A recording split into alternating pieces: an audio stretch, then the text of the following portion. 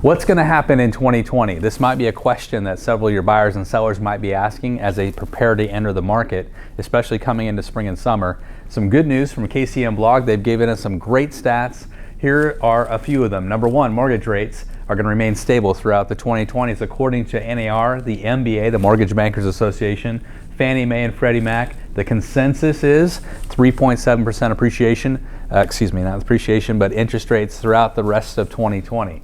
How about sales pace? The sales pace going forward looks to be very stable. Freddie Mac is saying we're going to be even with 2019, but every other organization, Fannie Mae, MBA, and NAR, are predicting higher, more sales occurring this year. And some more good news is home values. Home values are stabilizing. We know we've come off those double-digit appreciation rates, but most of the organizations out there predict that we're going to be very stable in the 3 to 4% appreciation range.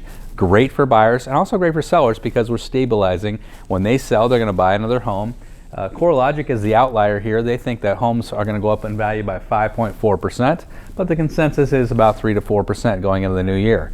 What's our biggest challenge as realtors going into this new year? It's this. It's seller reluctance. It's people thinking, boy, I don't know if I want to sell if I can't find something to replace my current property with. So like everyone else, they're seeing a low supply market, a low inventory market. So how do we overcome that? I'm going to give you 3 quick things to think about when you're talking to these folks. Number one, start shopping immediately. Turn them into a buyer and take them out and start showing homes. If they find a home that they fall in love with, what's going to happen is their motivation to sell is going to go straight through the roof. They're going to be more aggressive on pricing. They're going to give better terms and often improve the property to get it in a better condition. Yes, you'll have to make an offer contingent on their home selling, but it's better to have a listing and potentially a sale than have no listing at all. So think about going out and treating them as a buyer immediately.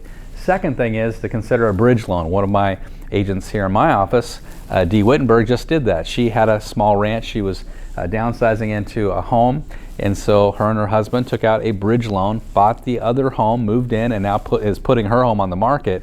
So it takes all the pressure off when you're in that searching process. Of course, you got to have a little bit of equity to do that, but it can be a solution for some families. Of course, they accomplish that with what's called a HELOC loan.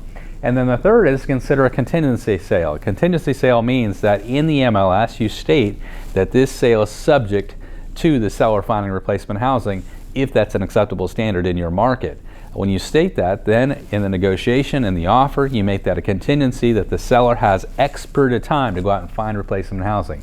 Is it ideal? Of course not. You'd rather not have that contingency, but again, it's better to have a listing and have something in your inventory that's generating offers than no listing at all. So 3 different little techniques there that might help you in the field to have these conversations when sellers are really reluctant maybe to put their house on the market. Have a great day, good selling, and we'll see you next time over at eRealEstateCoach.com.